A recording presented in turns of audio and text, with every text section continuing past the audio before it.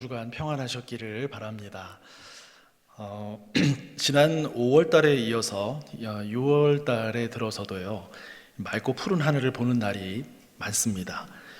이 남한강이 있고 또 모세골이 있는 양평의 5월 달, 6월 달 경관은 정말 참 아름답고 좋다라는 것을 느끼며 살고 있습니다. 2주 전쯤이었는데요, 월요일 날 제가 좀 그래도 쉬는 날에 서울에 다녀올 일이 있어서 이렇게 다녔다가 양평으로 돌아오는 그런 길에 석양을 배경으로 해서 이 한강변을 따라 이렇게 차를 타고 내려오는데요. 정말 그 길이 너무나 인상적이었고 내려오면서 너무 기분이 좋아지는, 정말 확 가슴이 열리는 그런 경험을 하면서 양평으로 내려온 적이 있었습니다. 이 하나님의 창조 세계인 이 자연의 경이로움을 느끼게 되면은 우리가 생각하던 그 방식이나 생각의 시야가 이렇게 열려지면서 소소한 것에 얽매였던 그런 우리의 마음 자세, 거기에서 벗어날 때가 있곤 하는 것 같습니다. 세계 어느 곳을 가든지 멋진 자연이 곳곳에 있는데요. 요즘엔 해외여행들도 많이들 다니셔서 아마도 저마다 그 경치와 경관에서 얻은 그 감명 같은 것들을 하실 말씀들도 많으실 듯합니다. 또 직접 다녀오지 않으셨다 하더라도 또 TV나 이런 것들을 통해서 세계 곳곳 멋진 경관을 간접적으로 경험하는 일이 어렵지 않은 그런 시대이기도 하고요. 제가 미국에서 서부에서 공부를 하던 석사 과정을 하면서 또 사역을 틈나는 대로 열심히 하던 그런 때가 있었는데요. 캘리포니아주의 세크라멘토라는 지역에서 사역을 할 때였습니다. 그때 그 교회에서 1시간 반 정도 되는 거리를 이제 차를 타고 가게 되면 레이크 타호라고 하는 좀 유명한 그런 관광지가 있었는데요. 그곳에 한번 다녀온 적이 있었습니다. 아주 맑고 푸른 여름 날씨였는데 그 산 속에 펼쳐져 있는 그 호수가, 굉장히 큰 호수가 있어서 그 호수 자체도 정말 인상적이고 그 안에서 자연 속에 푹 빠져들어와 있는 그런 경험을 했었었는데요. 그날 제가 당일 코스로 하루를 갔다 온 겁니다. 교회 예배 끝나고 이제 거기 가까운 거리니까. 근데 그날 제가 정말 인상적이었던 것은 밤에 집으로 돌아오는 길이었습니다. 밤하늘의 별들의 수가 정말 이루 헤아릴 수 없을 만큼 많은 별들을, 그렇게 제 살아오면서 처음으로 그렇게 많은 별들을 보았던 그런 날이었고요. 무엇보다도 하늘이 너무 낮게 느껴지는, 그러니까 산 위여서 그랬나 봐요. 또 그리고 계절적인 어떤 그런 영향도 있었겠죠. 별들이 너무 낮게 느껴져서 정말 가까이 있다라는 그런 생각을 갖게 해줘서 정말 몸에 전율이 느껴지는 그런 경험을 했습니다. 차를 타고 한 15분, 20분 정도 이렇게 내려오는 동안에 창문을 활짝 열어놓고 와 하면서 그냥 탄성만 하면서 그렇게 왔던 기억이 있습니다. 제가 아마 다시는 그런 경험을 하기가 쉽지 않겠다라는 생각도 하게 됩니다. 또 한 번은요, 제가 미국의 중부 시카고에서 신학 공부를, 또 박사과정 공부를 하던 중이었는데, 저는 이제 성서학을 공부를 했습니다. 신약 성서학을 공부를 했는데요. 친구 목사님 가정하고 함께 근처에 있는 그 미시간호, 미시간 레이크에 간 일이 있었는데요. 제가 이제 자연에 감명받은 게 주로 이제 호수 쪽이 많이 있는 것 같기는 한데요. 그 주변에 미시간호 주변에, 시카고 주변에 비치, 해안가가 참 좋은 해안가들이 많이 있거든요.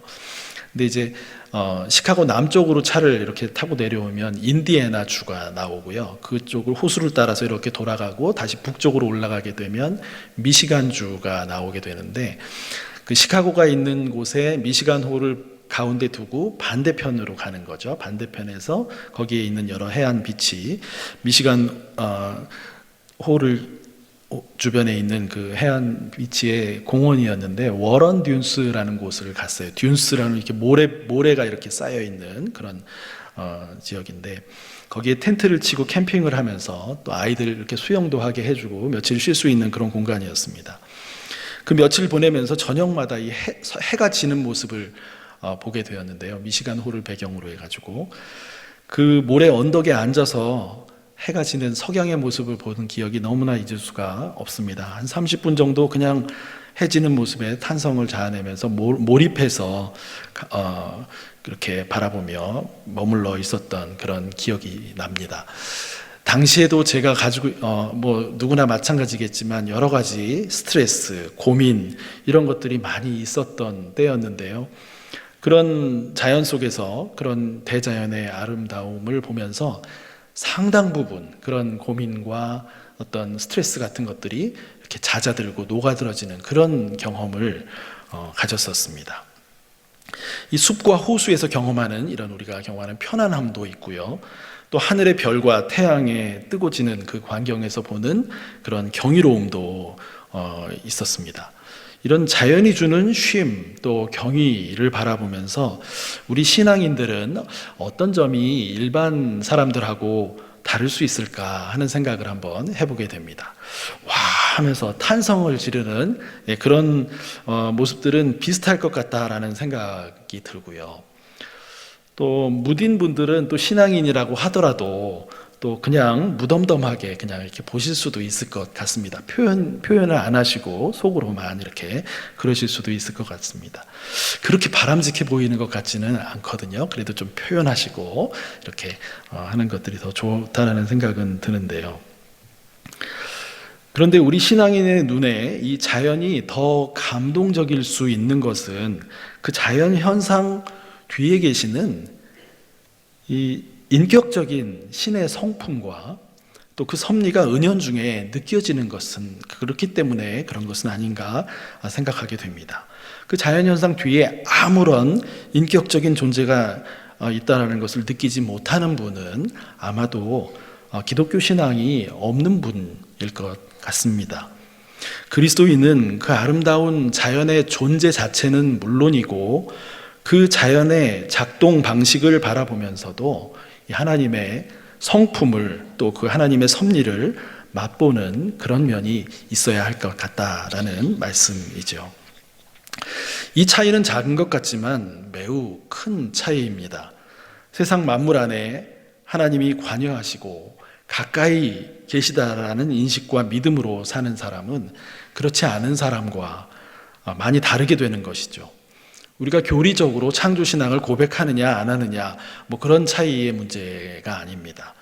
이런 사람은 자연을 대하게 될 때 자연이 인간을 위해서 단순히 그냥 배경화면처럼 그런 정도의 존재로 또 우리가 이용해야 될 개발해야 될 대상으로 자연을 바라보면서 자연을 비인격화하지 않게 된다는 것이 큰 차이라고 할 수가 있습니다. 이 아름다움을 경이롭게 여기면서 또 거기에 그치지 않고 인격적이신 창조주께 감사하게 되는 것이죠. 더 나아가서 그 하나님을 찬양하게 되는 것이 큰 차이입니다. 우리 한 사람의 인생을 깊고 또 풍요롭고 너그럽게 이렇게 가져가느냐 아니면 냉정하고 실리적이고 자기중심적으로 가져가느냐 하는 것하고도 이것이 관련이 됩니다. 자연을 묵상하면서 창조주의 놀라운 인격과 성품을 알아가는 이 행복과도 관련이 되는 것이고요. 우리 여러분은 어느 쪽을 어떤 편을 선택하고 싶으십니까? 우리 인생을 먼저 살아가신 선인들과 또 지혜자들의 그 이야기만 우리가 참고해 본다고 하여도 자연을 통해서 우리가 풍성해지고 너그러워지고 또 그 인격적이신 하나님을 바라보면서 그런 삶이 풍요롭게 되어지는 그런 면의 삶이 인생을 바르게 영위하는 그런 방향성의 길이라는 것을 우리가 알게 됩니다. 제가 오늘 말씀을 시작하면서 자연 이야기를 많이 하게 되는 이유 중에 하나는요, 오늘 본문 두 본문이 에스겔과 마가복음의 두 본문이 자연을 소재로 하면서 하나님이 어떤 분이신가, 또 하나님 나라가 어떤 것인가에 대해서 말씀하는 본문이기 때문인데요. 에스겔 본문을 보게 되면요, 백향목 가지를 잘라서 내서 높은 산에 옮겨 심을 때 그때 가지가 자라서 큰 나무를 이루고 열매를 맺게 되면서 그 큰 나무 아래 각종 새가 깃들게 하실 것이다 라고 하는 이스라엘, 지금 고통당하고 있는 이스라엘을 향한 하나님의 회복의 약속의 말씀입니다. 또 마가복음 본문은 사람이 씨를 뿌릴 때 그 씨가 밤낮 동안 지나는 동안에 아무도 모르게 자라나는 것, 그러면서 열매를 맺게도 되고 추수할 시간이 오게 될 정도로 완성돼 가는 것, 그것을 말하고 있지요. 또 다른 예수님의 비유 하나는 겨자씨 비유인데요. 겨자씨 한 알이 처음에는 보잘것없이 아주 작아도 큰 나무를 이루게 되면은 각종 새들이 거기에 모여들어서 그 가지 그늘에 깃들게 된다라고 하는 것을 말하고 있습니다. 이 각각의 본문은 말씀들은 단지 자연 현상만을 이야기하는 것이 아니라 그 자연 현상을 통해서 하나님이 어떤 분이신지를 말씀하려고 합니다. 또 그리고 무엇보다도 하나님의 나라가 어떤 것인지를 예수님께서도 알려주려고 하십니다. 하나님과 하나님의 나라는 우리의 실제 매일의 삶하고 밀접하게 관련되어 있는 것이라는 점에서 이 본문의 말씀은 매우 우리 삶의 실제적인 것이다 라고 볼 수가 있습니다. 뜬구름을 잡는 이야기가 아니라는 것이죠.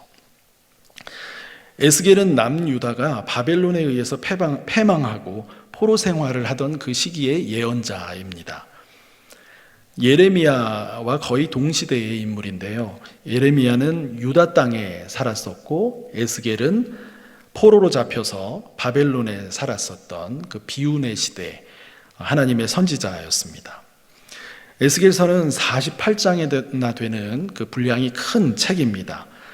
앞부분에는 유다와 예루살렘의 모든 잘못된 것 때문에 거기에 임한 하나님의 심판을 이야기하고 있고요. 중간 부분으로 가게 되면은 유다, 이스라엘 주변에 있는 여러 나라들도 하나님의 심판을 면치 못할 것이다라는 그런 예언의 말씀들이 나옵니다. 에스겔서 뒷부분으로 가게 되면은 이스라엘이 회복될 것이고 하나님이 그 이스라엘을 온전케 하는 일을 약속해 주시는 그런 말씀들하고 또 온 세상을 향한 새로운 성전의 시대가 새롭게 임할 것이다라는 미래의 하나님의 비전을 또 말씀하는 그런 내용들이 담겨져 있는 큰 책이 에스겔서인데요. 오늘 본문은 앞부분에 유다 예루살렘이 다 멸망할 것이다라고 하나님이 그 멸망의 심판을 이야기하는 중에서 아주 예외적으로 아주 짧게 이 회복의 약속을 언급하고 있는 그런 내용이 담긴 독특한 부분의 본문 말씀입니다. 기원전 587년에 남유다가 바벨론에 의해서 멸망하고요. 예루살렘 성전도 완전히 무너지게 됩니다. 이 남유다 주변에는 두 강대국이 있었는데요. 하나는 바벨론이었고 또 하나는 또 남쪽에 애굽, 이집트였습니다.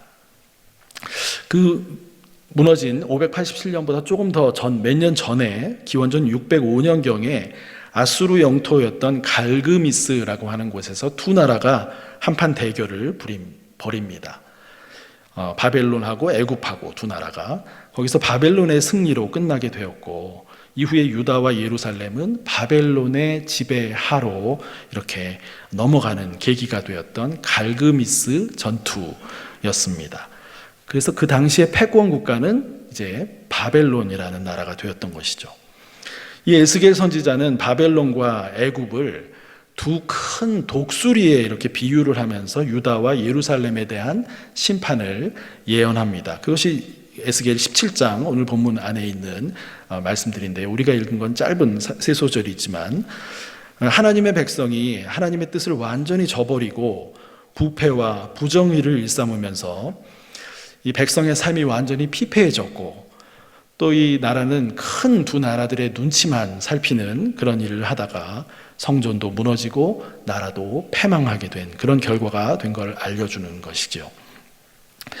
이 오늘 에스겔 본문은 이런 절망적인 상황이 계속되고 있지만 하나님은 전혀 다른 차원에서 회복을 약속해주고 계시다라는 것을 말씀해주고 있습니다.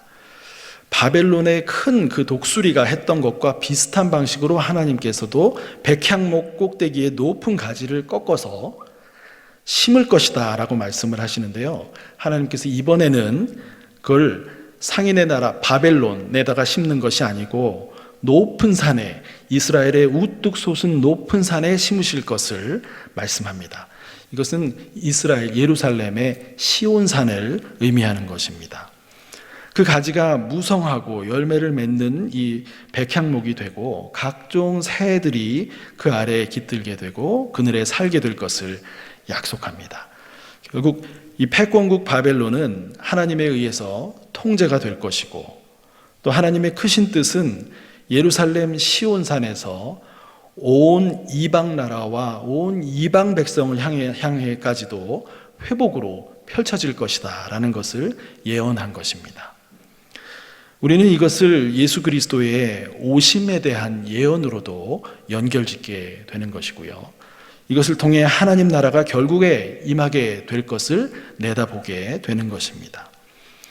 그 막강했던 제국 패권국 바벨론도 한없이 낮추시는 하나님, 또 완전히 패망해서 보잘것없이 되어버린 이스라엘도 하나님의 손에 쥐어지게 되면 세상 만민을 위한 일에 귀하게 쓰임받게 된다라고 하는 것을 이야기하고 있습니다.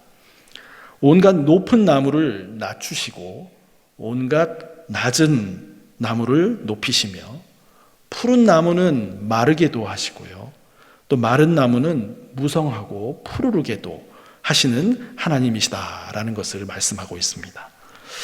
이 말씀은 하나님 앞에서 모든 존재가 다 환대를 받으며 또 사랑으로 받아들여지는 그런 통치 세계를 말하는 것인데요, 하나님의 나라의 모습을 말하는 것입니다. 여러분, 하나님은 이런 분이십니다. 인생들이 하나님을 사랑하고 그분의 뜻을 귀하게 여기고 삶 속에 사랑과 정의를 일궈 나가기를 바라시는 것이죠.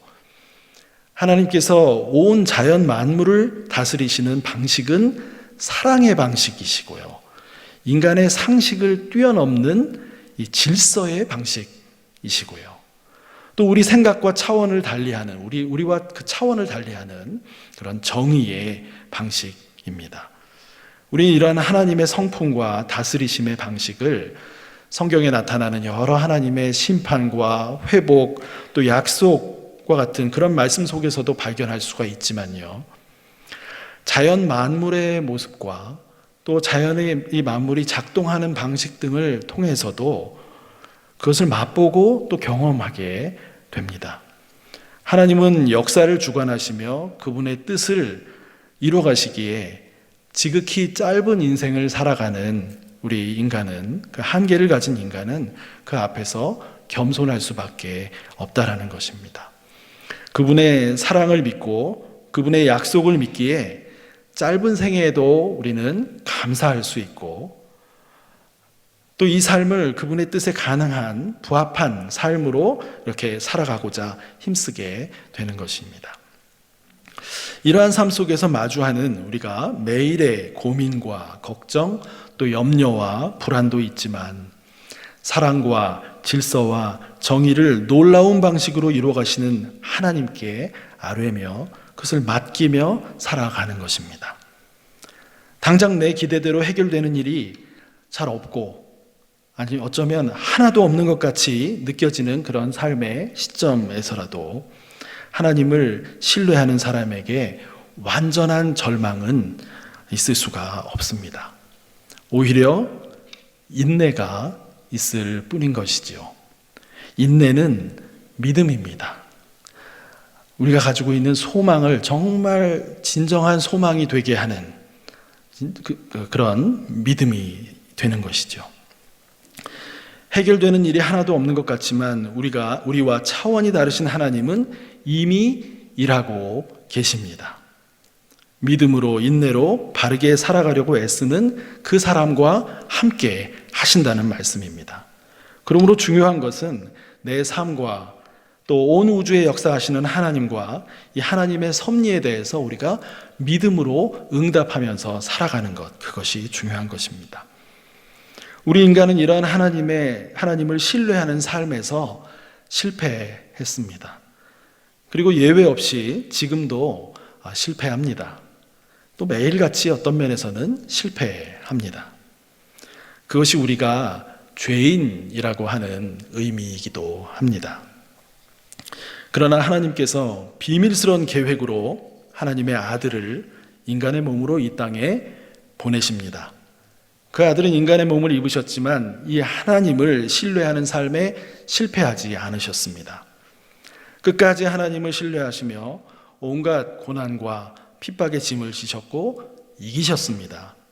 하나님의 몸소 인간의 짐을 대신 지신 것입니다. 그분이 모든 것을 이루셨습니다.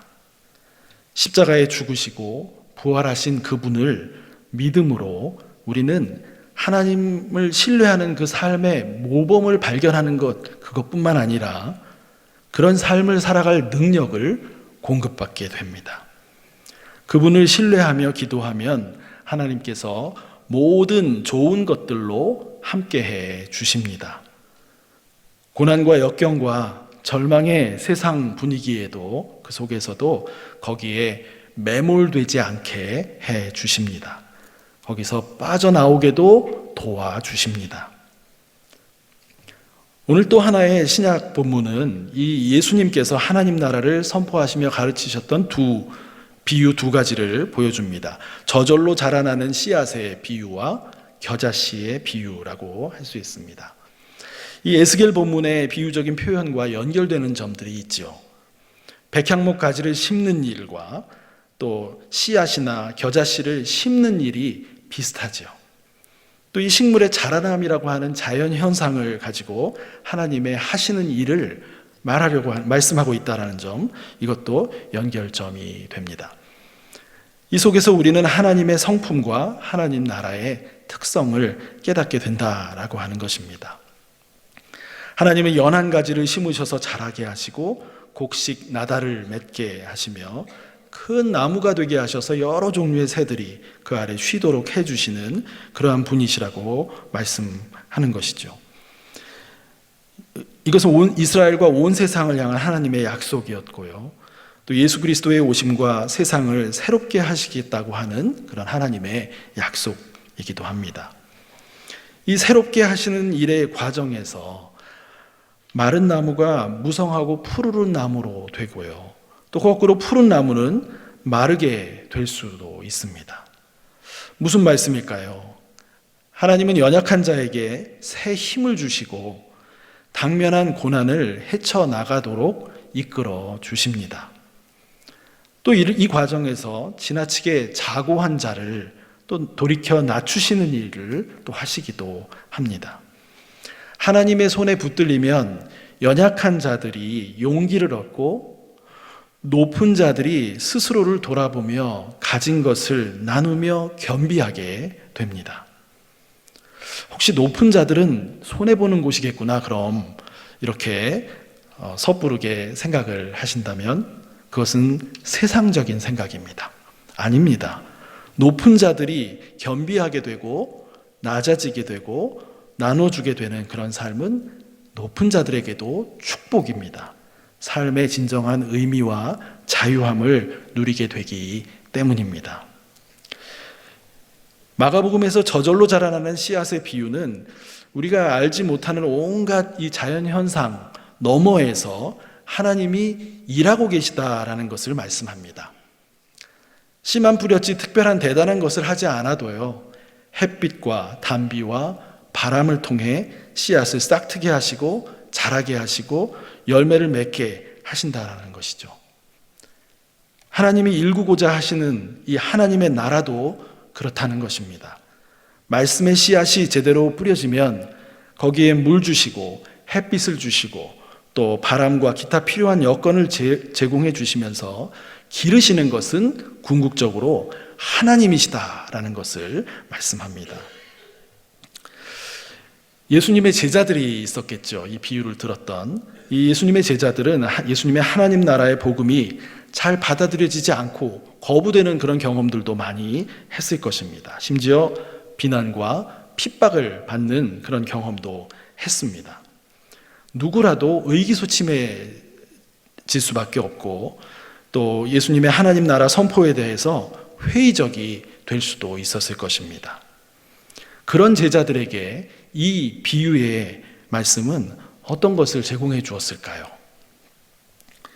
성실히 말씀의 씨앗을 뿌리라는 그 명령에 순종하도록, 아무리 어려움이 있더라도 성실하게 그 말씀의 씨앗을 뿌리는 것, 그거에 순종하도록 이끌어 주시는 것이죠. 그 다음은 어떻게 하라는 것이죠? 누구에게 맡기면 되라는 것인가요? 그렇습니다. 하나님께 맡기는 것입니다. 의기소침하게 돼서 용기를 잃고 믿음 없는 자가 되지 말라라고 하는 말씀입니다. 하나님은 보이지 않게 자연 현상 너머에서 일하고 계신다라는 것을 말씀해 주는 것이죠. 우리는 하나님 나라에 부름받은 그런 사람들로 제각기 자신의 은사와 또 재능에 따라 말씀의 씨앗을 뿌리는 삶을 살아갑니다. 하나님께 맡기면서 성실하게 해나가다 보면 하나님께서 이루어 주실 것입니다. 우리가 할 수 있는 것은 믿음으로 맡기면서 최선을 다해서 나아가는 것, 그것 아니겠습니까? 우리의 재능과 은사를 믿는 것이 아닙니다. 오직 하나님께 의지하며 중요한 것이 서로 협력하며 조화를 이루며 서로 겸비해지며 서로 환대하며 이 나아가는 것, 이것이 중요한 것이 됩니다. 그렇게 나아갈 때 하나님의 나라가 하나님의 섭리하심 속에서 이루어져 나갈 것이다 라고 하는 말씀입니다. 겨자씨 비유는요, 아주 보잘것없이 작은 씨앗이 땅에 심겨져서 하나님의 손에 자라게 될 때 모든 풀보다 커지고 큰 가지를 내고 공중의 새들이 그 그늘에 깃들 만큼 커진다라는 이야기인데요. 하나님의 나라도 아주 보잘것없이 시작되었다라는 의미도 담겨져 있습니다. 십자가상의 예수님의 모습은 능력이라고는 찾아보기 어려운 정말 연약한 그런 모습이었지만 그분의 부활로 시작이 되었고 또 그분의 다시 오심과 함께 완성될 이 하나님의 나라는 결국 영광스러운 권능으로 임하게 될 것이다 라는 것을 보여주는 비유입니다. 우리 그리스도인은 한편 하나님 나라의 일꾼들이라고도 부를 수가 있습니다. 그리스도인은 그리스도의 길을 따라서 하나님을 신뢰하며 이렇게 살아가는 사람들이라는 것이죠. 거친 현실 속에서 그리고 우리의 인간의 연약함으로 하나님을 신뢰하는 일에서 넘어질 때가 많은 우리들인 것이죠. 우리는 하나님에 대한 신뢰를 붙들고 살아가기 위해서 무엇이 필요할까 하는 것입니다. 오늘 마가복음의 비유는 저절로 자라나는 씨앗 또 겨자씨의 비유였습니다. 하나님의 나라가 어떻게 이루어지는가를 보여주신 것이죠. 또 그러면서 제자들과 그리스도인들을 격려하는 비유들이기도 합니다. 하나님 나라의 확장을 위해서 열심히 말씀의 씨앗을 뿌리는 그 사역에 낙심하지 말고 참여하라라는 뜻을 갖고 있습니다. 그런데 이 비유들은요, 좋은 그리스도인, 좋은 제자가 되기 위해서는 이 하나님의 말씀을 귀 기울여 들어야 함을 말씀하는 비유와 함께 이 마가복음 4장 안에 들어 있습니다.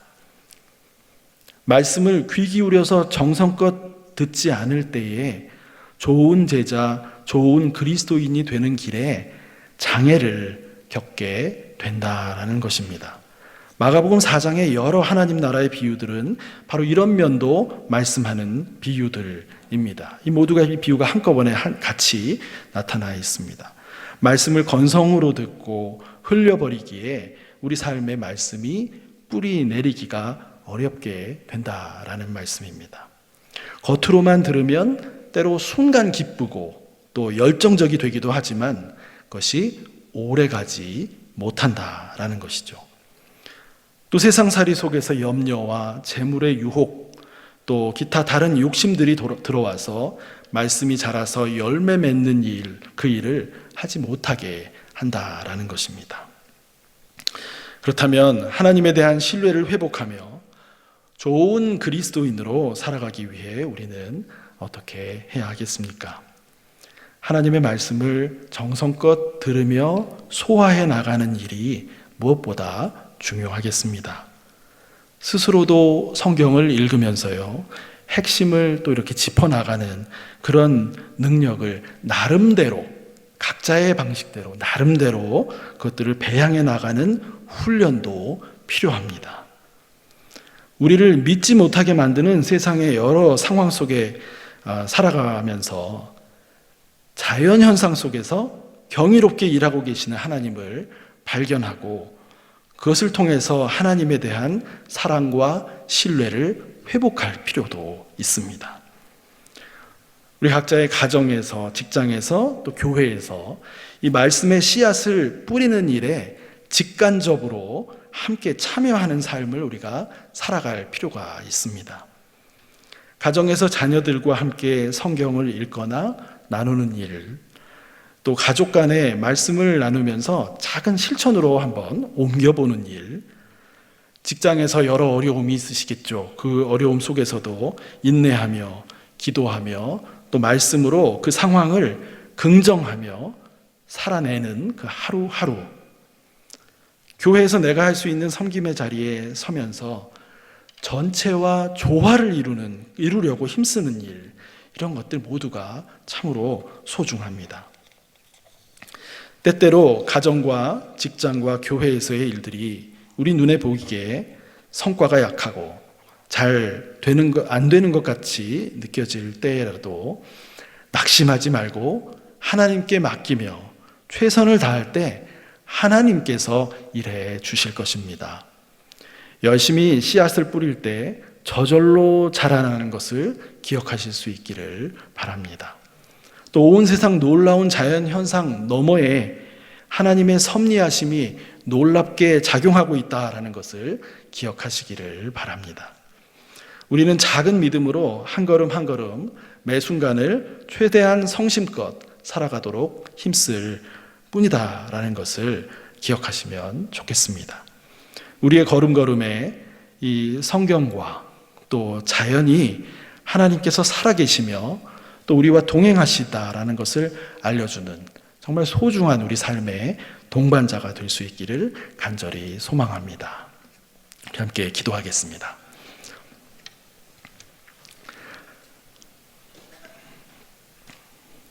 하나님 아버지, 감사합니다. 세상 속에서 살아가며 우리 하나님을 신뢰하며 살아가는 것을 놓치고 살아갈 때가 많은 저희들의 모습임을 고백합니다.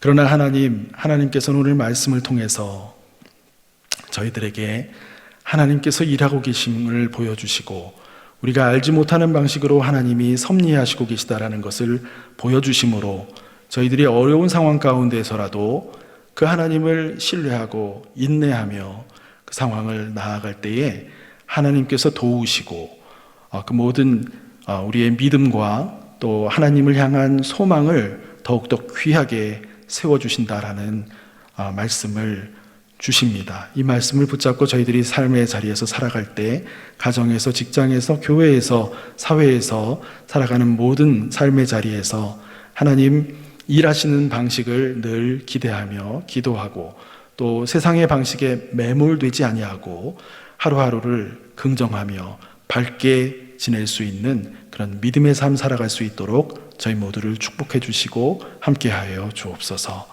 모든 것 주님께 감사드리며 예수님의 이름으로 기도드립니다. 아멘.